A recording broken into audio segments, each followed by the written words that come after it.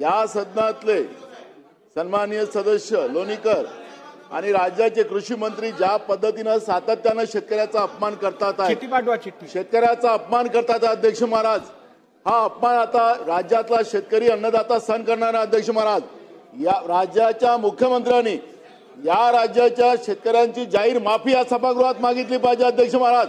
ज्या पद्धतीनं सातत्यानं मोदी तुमचा बाप असेल, शेतकऱ्यांचा बाप होऊ शकत नाही अध्यक्ष महाराज। दिनांक 30 जून 2000 अध्यक्ष महाराज हे चुकीचं आहे। कामकाजासाठी आहे आणि कामकाज नियमाप्रमाणे चालणार। तुम्ही खरं तर तुमच्याकडनंही अपेक्षा मुळीच नव्हती। जरा बसा बसा बसा।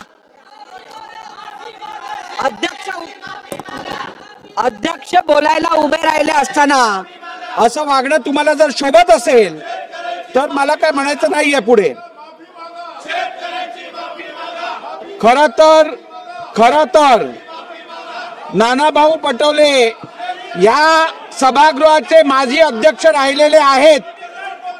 ते अध्यक्ष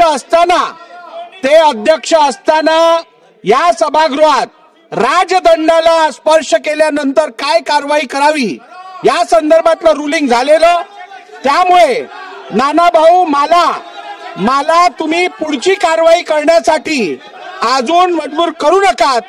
आपण जागेवर बसा अथवा सभागृहाचं नियमित कामकाज चालू ठेवण्यासाठी मला पुढची कारवाई करायला लागेल। आपण जागेवर बसा।